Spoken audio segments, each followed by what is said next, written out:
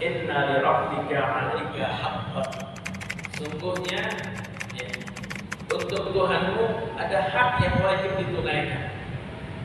Wa inna li nafsika 'alaika haqqan. Untuk dirimu ada hak yang patut untuk diperhatikan juga. Buat diri kita ada hak. Ada hak Allah, ada hak diri kita juga. Wa li ahlika 'alaika haqqan. Dan untuk keluargamu ada hak juga yang harus dilaksanakan, diperhatikan. Fa'ti kulli dzil haqqin haqqah. Maka berikanlah masing-masing haknya, maka berikanlah kepada mereka masing-masing hak. Ada hak Allah, ada hak untuk diri kita, ada hak juga untuk keluarga kita. Fa'ti kulli dzil haqqin haqqah. Maka berikanlah masing-masing kepada mereka haknya. Allah Subhanahu wa ta'ala berfirman, Qul innani anallah. Katakanlah wahai Rasul, sesungguhnya aku adalah Allah. La ilaha illa ana.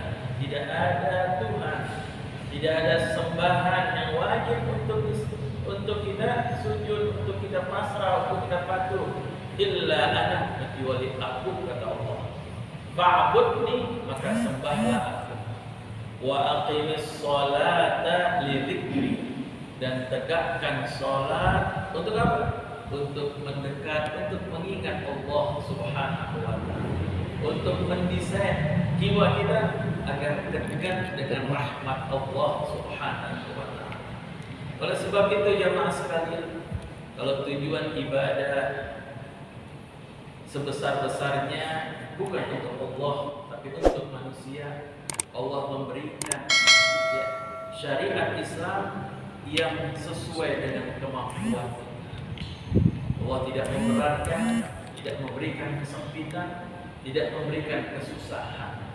Di dalam Al-Quran Allah Subhanahu wa ta'ala berfirman, sebagaimana di minggu yang lalu dijelaskan, A'udzu billahi minasyaitonir rajim, yuridullahu bikumul yusra. Allah menghendaki buat kita satu kemudahan di dalam menjalankan ajaran agama. Wala yuridu bikumul usra. Dan Allah tidak menghendaki untuk kita di dalam melaksanakan ibadah sesuatu yang susah, sesuatu yang berat, sesuai dengan kemampuan kita, sesuai dengan situasi dan kondisi kita.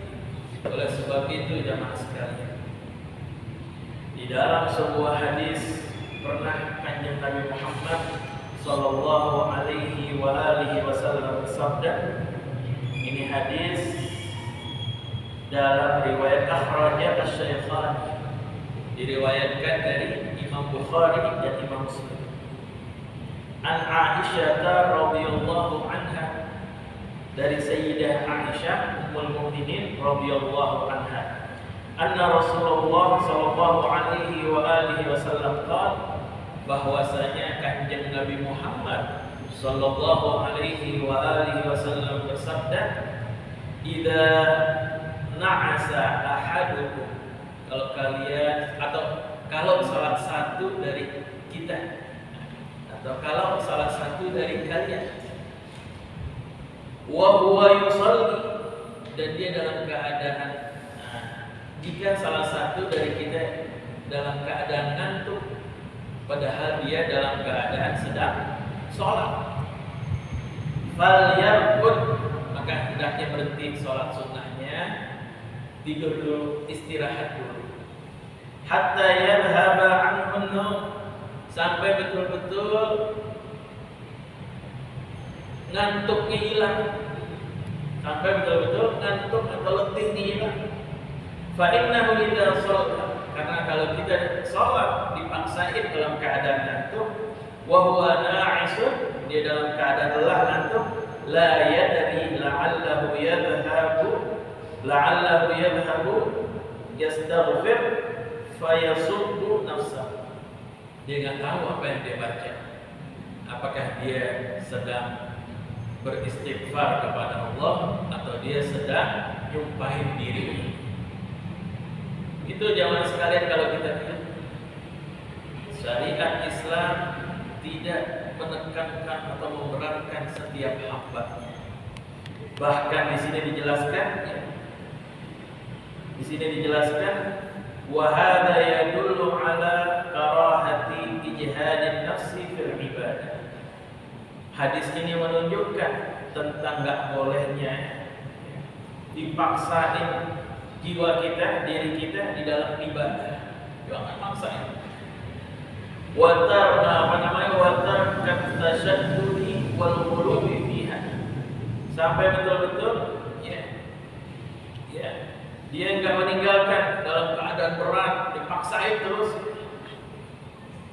Wal iktisad wal iktidal, hendaknya betul-betul tengah-tengah fi adaiha, di dalam melaksanakan ajaran dari Kanjeng Nabi Muhammad sallallahu alaihi wasallam. Ini terusin dari kajian kita minggu yang lalu, bahwa di dalam ajaran agama Allah Subhanahu wa taala tidak menurunkan satu aturan, tidak menurunkan satu kewajiban yang memberatkan hamba.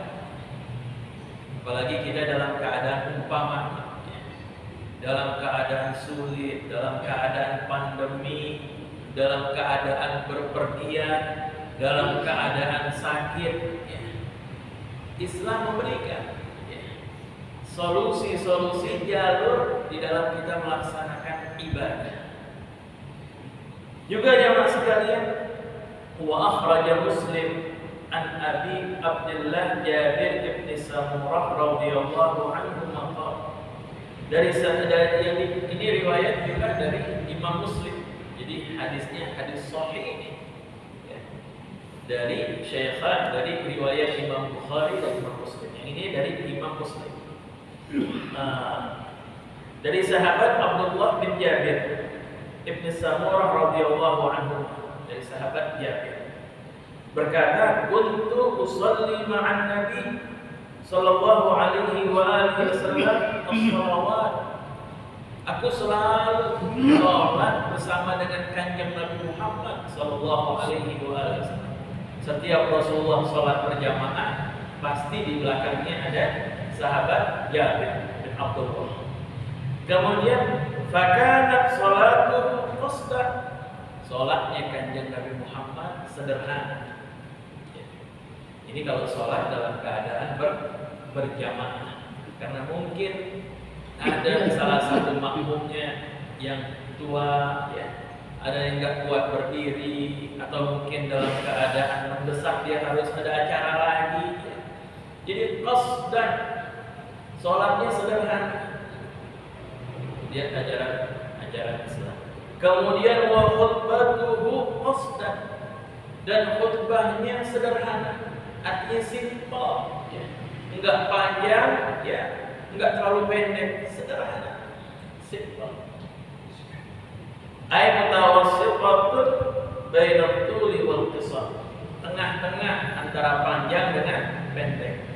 Salat dan khutbahnya Kanjeng Nabi Muhammad sallallahu alaihi wasallam. Ajaran Islam, tujuan dan hikmahnya untuk setiap hamba betul-betul mengais manfaat dari ibadah, mensucikan jiwa seseorang, mendekatkan dengan rahmat Allah, bukan untuk kerja untuk memaksakan, tapi bagaimana mengais rahmat Allah Subhanahu wa taala.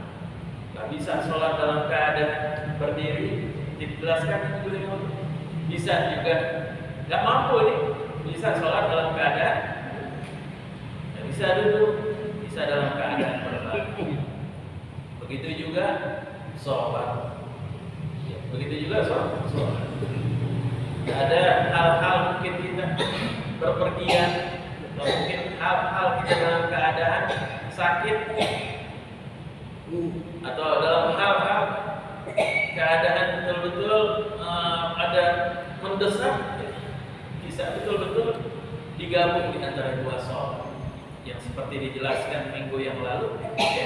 Walaupun Kanjeng Nabi Muhammad di dalam hadisnya menjelaskan tentang sholat 5 waktu. Tapi ada hal-hal mungkin dalam keadaan musafir, dalam hal mendesak. Al-Quran mengajarkan 3 paket sholat. Semuanya merangkum dari penjabaran sunnah Kanjeng Nabi Muhammad yang 5 waktu.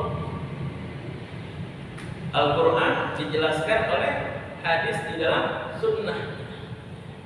Sholat 5 waktu. Di dalam hadis katakan shollu kama ra'aitumuni usolli. Sholatlah sebagaimana aku sholat. Tetapi di dalam praktek kita, ya, musafir atau berpergian, ya, Islam memberikan keringanan-keringanan. Ada namanya sholat jamaah, ya. Ada lagi qashar, ada lagi dalam keadaan perang. Dalam keadaan perang 1 rakaat, sholat khauf. Sholat yang depan, ya, yang depan dalam keadaan sholat, yang belakang siap-siap. Ntar gantian, balik lagi siap-siap. Jadi ajaran Islam enggak kaku, enggak strict gitu, enggak, tapi memberikan keluasan, memberikan betul-betul keluasan di dalam melaksanakan ibadah. Kemudian jamaah sekalian, dijelaskan di sini wa wajjahan Nabi sallallahu alaihi wa alihi wasallam ummatahu ila iqta'i kulli dhi haqqin haqqan. Kanjeng Nabi Muhammad sallallahu alaihi wa alihi wasallam juga mengarahkan kepada umatnya, ya, untuk apa? Untuk memberikan hak dari setiap yang berhak untuk diterima hak. Mungkin jamaah sekalian, di dalam ibadah sebagai makhluk sosial kita punya hak buat diri kita. Kita juga ada hak buat keluarga kita. Tapi juga ada hak untuk Allah Subhanahu wa taala. Di dalam hal ini Kanjeng Nabi Muhammad sallallahu alaihi wa alihi wasallam mengajarkan kepada kita untuk memperhatikan hak-hak tersebut. Hak diri kita, kesehatan kita. Hak diri kita mungkin ada keperluan yang mendesak. Ada juga hak keluarga kita. Jangan ibadah terus di dalam masjid. Atau misalnya maaf ya, jangan tersinggung. Ada yang khurud keluar sampai 40 hari untuk sesuatu kewajiban itu, sesuatu yang anjuran di dalam ajaran agama. Tapi dia meninggalkan keluarganya. Tapi bagaimana setiap hak harus diperhatikan. Di sini jamaah sekalian, akhrajal Bukhari an Abi Juhaifah Wahb bin Abdullah radhiyallahu anhu. Dari riwayatnya dari Imam Bukhari, sahabatnya an Abi Juhaifah Wahb bin Abdullah radhiyallahu anhu. Dia berkata, akhan Nabiyyu sallallahu alaihi wa alihi wasallam baina Salman wa Abi Darda. Kanjeng Nabi Muhammad mempersaudarakan sahabat yang bernama Salman Al-Farisi dengan Abu Darda. Biasanya mas sekalian untuk memperkuatnya, Kanjeng Nabi Muhammad selalu mempersaudarakan antara Muhajirin, ya, dengan Ansar, antara sahabat yang lain dengan sahabat yang lain, dipersaudarakan. Ini salah satu kasus akhan Nabi baina Salman wa Abi Darda. Kanjeng Nabi Muhammad mempersaudarakan sahabat Salman Al-Farisi dengan Abu Darda. Fazara Salman Abu Darda. Kemudian setelah mempersaudarakan, suatu ketika Salman ingin mengunjungi sahabat Abu Darda. Fara'a Abu Darda mubtadilah. Kemudian Salman melihat istrinya Abu Darda ini dalam keadaan kusut, ya, pakaiannya sederhana. Kemudian Salman berkata, faqala, masya, Apa yang membuat kamu begini? Qala, kemudian istrinya Abu Darda berkata, "Akhuka Abu Darda laisa lahu hajatun fid dunya." Sahabat kamu nih Abu Darda udah gak ada hajat lagi, udah gak ada kepentingan lagi sama dunia. Gak beliin istrinya pakaian, gak diperhatikan keluarganya, juhud aja ibadah, juhud apa namanya rahim, sampai istrinya gak diperhatikan. Kemudian raja Abu Darda fasana ala muqam. Selang beberapa menit Abu Darda datang. Kemudian Abu Darda memasak makanan. Faqala lahu qul fa inni sha'im. Kemudian Abu Darda berkata kepada sahabatnya Salman, "Makan. Ayo makan. Tapi saya dalam keadaan puasa." Kemudian ma'ana bi'akilin hatta ta'kul. Kemudian Salman berkata, "Saya enggak mau makan. Kalau ente enggak makan, ente enggak makan." Kata Salman. Fa'akala. Akhirnya Abu Darda puasa sunnahnya dibatalin, makan bareng Salman Al-Farisi. Falamma kana al-lail, ketika masuk malam, dhahaba Abu Darda yaqum. Masuk malam. Kemudian jemaah sekalian, faqala lahu nam. Kemudian Salman berkata, "Tidur dulu." Tidur. Nah, fana Abu Darda tidur lagi. Tsumma dhahaba yaqum.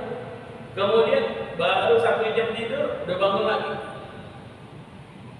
Faqala lahu nam, tidur. Falamma kana akhirul lail, dan masuk menjelang akhir malam ya. Kemudian Salman berkata, "Qumil bangun." Fa shallaya jami'an. Kemudian mereka masing-masing salat malam. Faqala lahu Salman, kemudian Salman berkata, "Inna li rabbika 'alaika haqqan." Sungguhnya ya, untuk Tuhanmu ada hak yang wajib ditunaikan. Wa inna li nafsika 'alaika haqqan. Untuk dirimu ada hak yang patut untuk diperhatikan juga. Buat diri kita ada hak. Ada hak Allah, ada hak diri kita juga. Wa li ahlika 'alaika haqqan. Dan untuk keluargamu ada hak juga yang harus dilaksanakan, diperhatikan. Fa'ti kulli dzil haqqin haqqah. Maka berikanlah masing-masing haknya, maka berikanlah kepada mereka masing-masing hak. Ada hak Allah, ada hak untuk diri kita, ada hak juga untuk keluarga kita. Fa'ti kulli dzil haqqin haqqah. Maka berikanlah masing-masing kepada mereka haknya. Jangan diforsir, membuat kita akhirnya kesehatan kita terganggu, ya. Membuat fisik kita jadi lemah, nggak boleh. Membuat keluarga kita terbengkalai, nggak boleh. Ada hak yang kita wajib untuk kita tunaikan. Hak Allah, ada juga hak untuk kita perhatikan diri kita, kesehatan kita. Ada hak juga untuk kita perhatikan keluarga kita. Umpamanya nih jamaah sekalian, jangan marah ya. Kita sholat, kita jaga, karena dalam keadaan pandemi. Kita menjaga, ada hak Allah kita tunaikan. Ada juga hak buat diri kita menjaga kesehatan kita. Dan ada hak juga buat keluarga kita ketika kita pulang. Jangan sampai kita ya, bawa berkah juga, bawa rahmat juga, tapi bawa penyakit juga. Jangan. Kasihan keluarga kita. Ini patut untuk diperhatikan. Karena kalau kita hanya memperhatikan egois diri kita, ada saya sih nggak bakalan kena penyakit, saya kuat, saya nggak bakalan penyakit, saya nggak mau pakai masker. Betul, ada hak saya. Tapi ada hak orang lain yang harus kita jaga. Ya. Ada hak juga mungkin keluarga kita yang harus kita jaga. Fa'ti kulli dzi haqqin haqqahu. Maka perhatikanlah masing-masing hak diri. Ya. Kalau memperhatikan hak diri kita, juga memperhatikan hak orang lain, itu satu kewajiban. Maka jangan kita mempengaruhi orang ya untuk jangan sampai pakai maskernya, atau akhirnya nanti dia orang lain kena dosa kita bawa-bawa ke akhirat, atau larang orang jangan vaksin, tahu-tahu dia nggak vaksin karena dipengaruhi omongan kita atau WA kita, dia nggak jadi vaksin, tahu-tahu dia kena. Berarti kita tanggung jawab nanti di akhirat ya, telah menjerumuskan saudara kita ya sampai kepada kematian. Na'udzubillah wa na'udzubillah. Penting untuk memperhatikan setiap hak-hak orang lain, juga hak kita dan juga hak Allah. Kemudian jamaah sekalian, fa'atan Nabiy sallallahu alaihi wa alihi wasallam fadzakara dzalika la. Kemudian Abu Darda bingung, orang mau ibadah kok disuruh tidur, orang mau puasa ya, sunnah disuruh buka. Makanya Nabi kemudian dia mendatangi kanjeng Nabi Muhammad sallallahu alaihi wasallam. Faqala Nabi, setelah diceritakan sama Nabi Darda, faqala Nabi sallallahu alaihi wasallam, shadaqa Salman. Benar apa yang dikatakan Salman Al-Farisi. Oleh sebab itu jemaah sekalian, ini salah satu keunikan Salman dibandingkan dengan sahabat yang lain. Dikatakan Salman minna wa ana min Salman. Salman dari dan aku dari Salman. Sehingga ada sebagian ulama menyatakan kalau seandainya ada keluarganya Salman Al-Farisi, maka dia keluarga kanjeng Nabi Muhammad nggak berhak untuk dapat zakat. Nggak berhak untuk dapat zakat karena ada hadis dari kanjeng Nabi Muhammad, Salman minna wa ana min Salman. Begitu juga waktu perang Khandaq, ketika dikepung oleh seluruh aliansi Jazirah Arab, baik Yahudi, baik Nasrani, baik kabilah-kabilah kafir Quraisy untuk menyerang Madinah, yang mengusulkan dibuat parit di sekeliling Madinah adalah Salman Al-Farisi. Salman Al-Farisi. Ini salah satu keunikan dari macam-macamnya kelebihan dari para sahabat itu. Ada sahabat Abu Bakar Siddiq yang betul-betul beriman dan betul-betul dekat dengan kanjeng Nabi Muhammad. Ada sahabat Sayyidina Umar dan ada juga sahabat yang kita baru lihat, Salman Al-Farisi. Kemudian jemaah sekalian, di dalam hadis yang lain,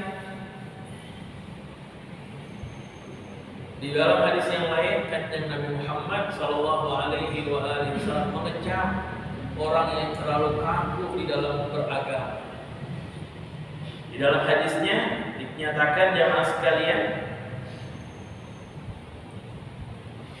ini riwayat dari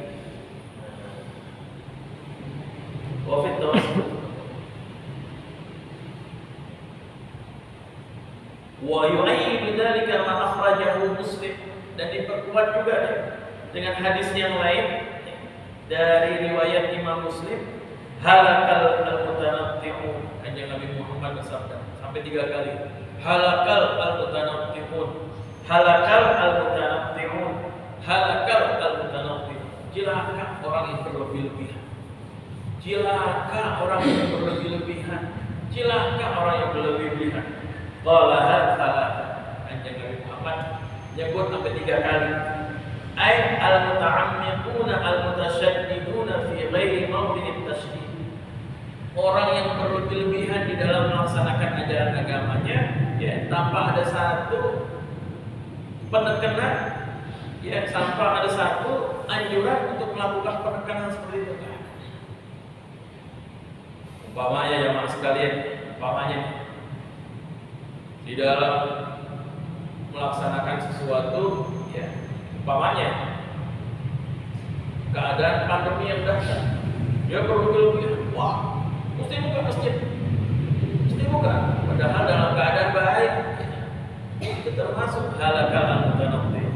Cilaka orang berlebihan, cilaka orang yang lebih, mohon maaf, padahal dalam keadaan ya, padahal dalam keadaan yang gawat, yang dahsyat. Kalau sekarang alhamdulillah udah landai, ya. udah artinya udah berkurang lagi Pak. Tapi kalau dalam keadaan begitu, untuk menjaga hak-hak setiap masing-masing hamba Allah perlu untuk dijaga, antisipasi. Seperti masjid kita di aturan jarak ada prokes, ini itu untuk menjaga masing-masing hak-hak dari hamba Allah. Kemudian jamaah sekalian, di dalam Al-Quran Allah Subhanahu wa Ta'ala berfirman, A'udzu billahi minasyaitonir rajim, ma yuridullahu liyaj'ala 'alaikum min harajin walakin yuridu liyutahhirakum wa liyutimma ni'matahu 'alaikum la'allakum tashkurun. Di dalam ayat ini jamaah sekalian Allah Subhanahu wa Ta'ala menegaskan, memang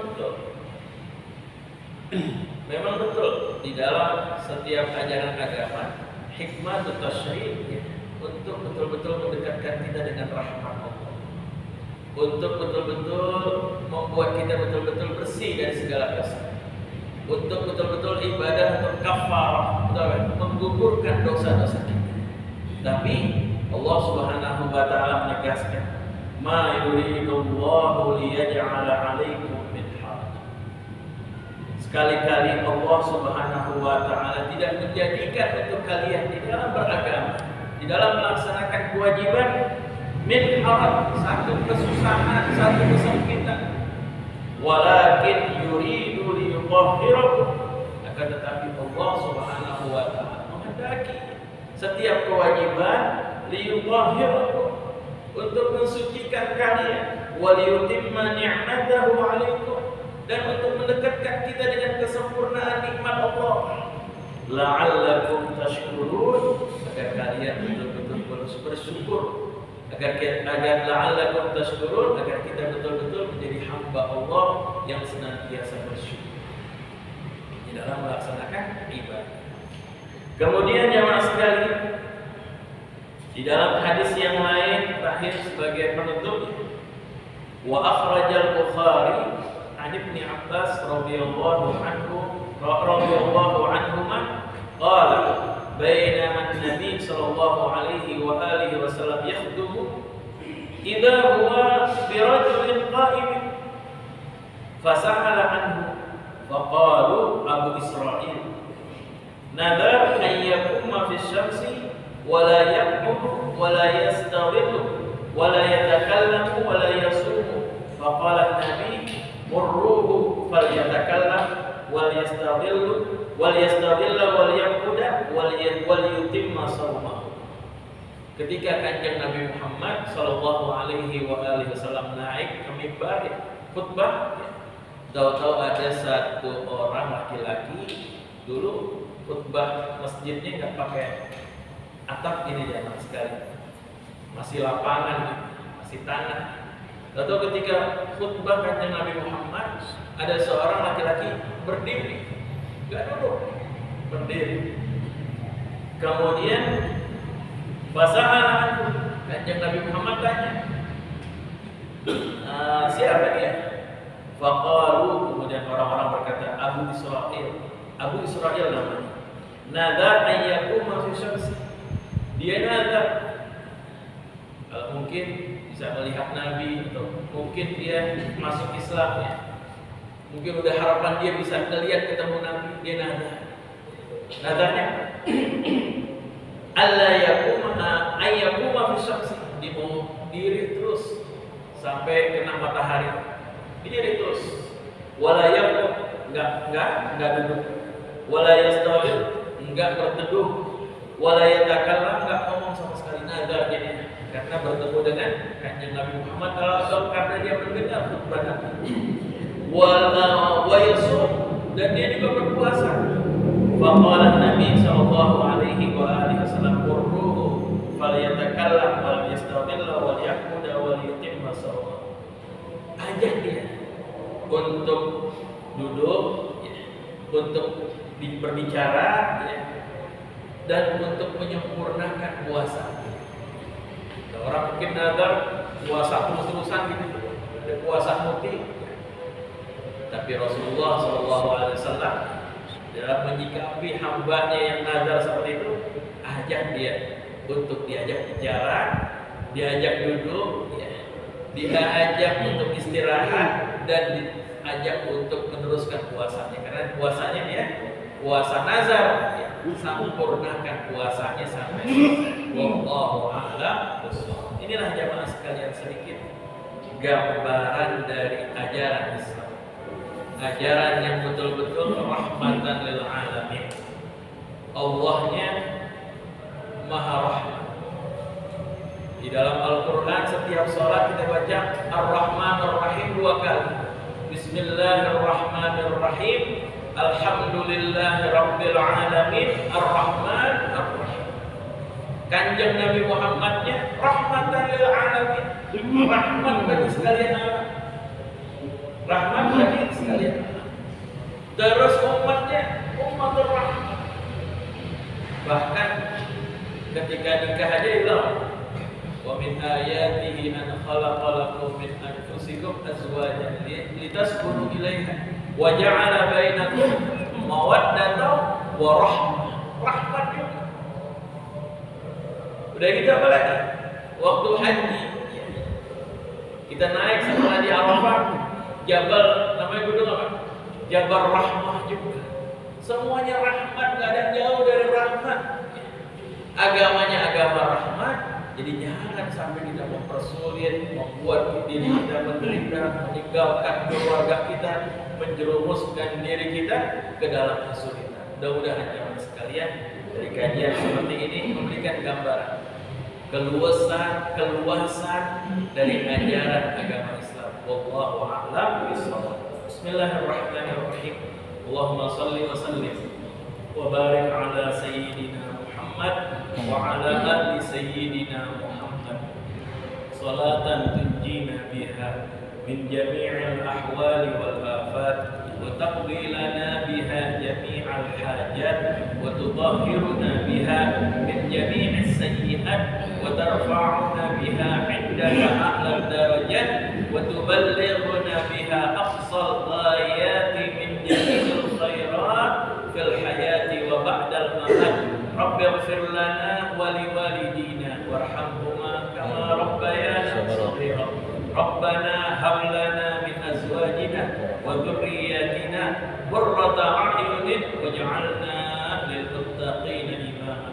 ربنا آتنا في الدنيا حسنة وفي الآخرة حسنة وقنا عذاب النار. وصلى الله على سيدنا محمد وعلى آله وصحبه وسلم والحمد لله رب العالمين. Terakhir jemaah sekalian, kita tutup dengan ummul Quran surat Al-Fatihah. Mudah-mudahan diijabah doa kita kirimkan untuk Rasulullah, untuk kanjeng, untuk keluarga Rasulullah, sahabat Rasulullah, syuhada, sholihin, dan juga orang-orang tua kita yang telah berpulang ke rahmatullah. Mudah-mudahan diampuni semuanya oleh Allah Subhanahu wa taala. Ala hadhihi niyyah wa ala kulli niyyatin salihah wa ila hadratin Nabi Mustafa sallallahu alaihi wa alihi wasallam. Al-Fatihah. Bismillahirrahmanirrahim. Iyyaka na'budu wa iyyaka nasta'in. Shiratal ladzina